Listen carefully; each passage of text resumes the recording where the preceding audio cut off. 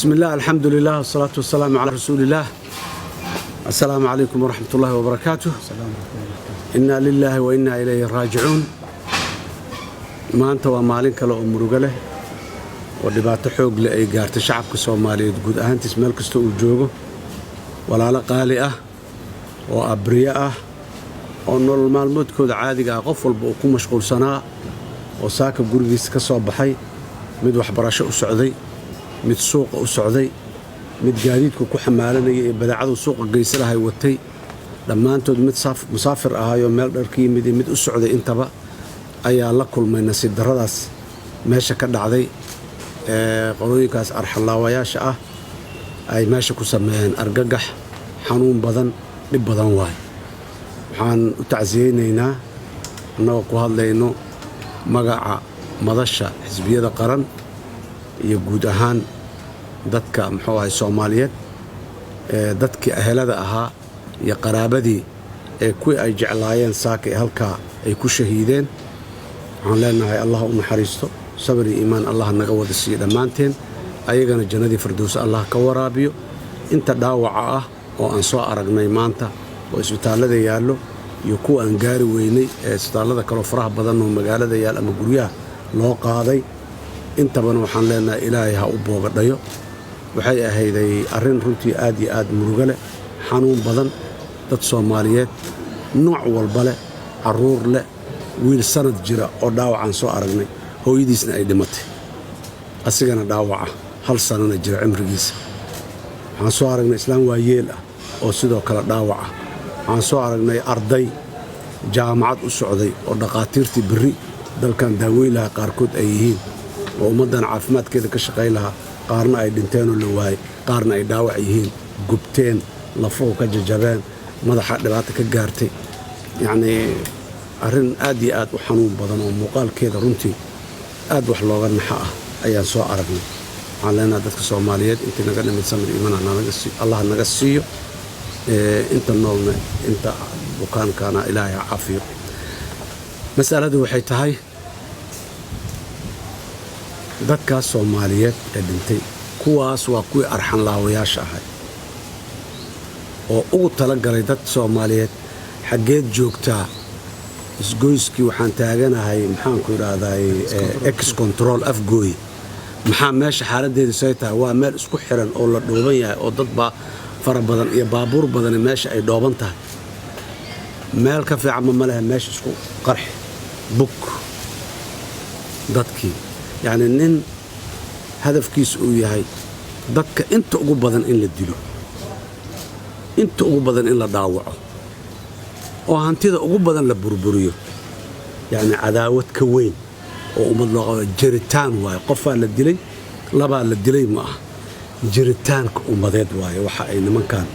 أركج حسدها ونبديت كأهي أي كسعنا كاسي مركب وعدو قاس وقرنينا ومد كستو أدونك جوكتنا عدوي leedahay noocu yahayba mid yasiran mid dhib badan noocu doonaha ahaade laakiin haddana ummad walba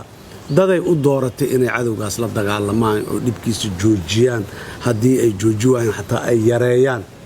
oo maxaan ku iraahdaa ummaddu u dhibaatadooda waxaysato aad iyo aad waxaan u tabaynaa doorkii dawladda inuu meesha gaabis xoog leh inuu ka jiro ma aha siyaasad ma aha magaciisi laakiin madaxtooyada agteeda iyo maxaan ku iraahdaa hotel maxaan ku iraahdaa aswaal wixii ka dhacay maalin weeytu waa ogeynay waa aragnay waa u joognay meeshii magaalada inuu amni badnaatay ahayday maantana meeshii wixii ka dhacay waa ognahay ma eedeynayno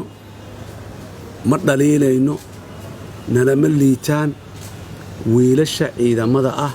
ee amniga jooga ee qaarkood dhimanaya qaarkoodna dhaawacayo maalin walba dhimanaya ee dhaawacmayo waa shuhada waa geesiyiin waxay mudan yihiin qadarin iyo wax weyn amnigeena meesha uu ka dayacan yahay waa dhinaca hoggaanka iyo siyaasadda waa amnigu siyaasadda hagto sidoo u shaqeynaayo iyo waxa uu waxaynayo meel fog dalkan ka yimiday meel fog oo dhib badan oo ka yimiday horumar badan la soo sameeyay waana lagu jiraa dawladda dadka inay dhinacna ka daciifiso oo dhaqdhaqaaqoodii iyo dhaqaalahoodii iyo hantidoodii iyo waxoodii iyo isu socodkoodii ay carqaladayso ciriiri geliso ayadoo ugu marmarsiinayso amnigii baan sugaynaa amnigiina dadkuna ay ku dulqaateen amnigaan sugaynaa maadaama la yiri in ay ka dulqaataan xorriyaadkoodii qaar ka mid ay ka tanasulaan ay oggolaadeen oo ilaa maanta cid diidanoo jidka taagan oo qaylinaysa aan la arkayn tanoo kale haddana inay dhacdaayo waa labageeriyaad waaye waa xanuun kaloo sii dheeri ah waaye argagixisadu waa joogtaa dagaalay dalka ku haysaa ma inkirayno iskama indhasaabayno laakiin niman dagaal lagu haayo oo cararaayo oo tuuganimo wax ku samaynaayo inay yihiin iyo niman daanshoonaayo oo beledkan wixii baasiyii la aruursaday meel walba u sii socda wax waxaynaayo gaabiska annaga aan tuhmayna inuu meesha ka jiroon arkayna kaas waaye dowladda waxaan ugu baaqaynaa siyaasaddeeda amniga dalka guud ahaan gaar ahaan caasimadda jamhuuriyadda ee magaalada muqdisho dowladdu waa inay wax ka beddeshaa sidaan ma ahaan karto kuma sii socon karto maalin walba boqolaal qof oo dhintay ma arki karno maalin walba dad gubtay oo la kala garan laayahay inuu nin ah ina naag eed la kala garan laayahay oo maxaan ku rahaa meydkoodii oo madow meel uu yaallo inaan soo aragno wax aad iyo aad loogu farxi kara maaha wax aad iyo aad loo jeclaysan kara maaha wax laga aamusi kara maaha cadow waaye nimankan maxay u jiraan ma aha su'aasha maxaa loo dhammaystiri waaye maanta oo loo baabi'i waaye hal biri ma ahan laakiin sida loola tacaaloohaayo si ka habboon oo loola tacaali karaa jirto si ka si fiican oo loo qaban karaa jirto dowladdu gaabisaa meeshaas ka jiro sidaana waxba kuma socon karaan cadow waaye dad waaye waxa dadka laaynayo dadaa celi karo dhagax jidka la dhigay iyo carro meel la tuura ma celi karaan dadku dadaa celi karo fikiraa celi karo dadka soomaaliyeedaa celi karo oo la mobilays gareeyo loo tuso maslaxadoodoo la dhaqaajiya celi karo dowladdu dib u eegis ballaaran ha ku samayso siyaasaddeeda amniga dalka guud ahaan siyaasadda lagula diriraayo argagixisadan ummadda dhibtay nabaddiidka ah guud ahaan gaar ahaan caasimadda magaalada muqdisho wejigii maxaan ku idhahday ummadda iyo dowladnimada iyo dalka iyo dadka soomaaliyeed ah dhaqaalihii isha ay dowladdu ku noosho dhaqaaluhu ka soo gala ah muuqaalkii iyo wejigii dadka soomaaliyeed ah aragtida amniga ee dowladdu hayso wax ka beddesho dad amniga mas-uul ka ah oo deegaankan iyo dadkaani ay doorteen fursad ha bixiso dowladdu dadku dad mas-uulahay ayagu mas-uuliyadda saaraan ay eedaan ay ku yeeshaan dadkan fursaddaas ha bixisaan leenaha dowladdu gobolka banaadir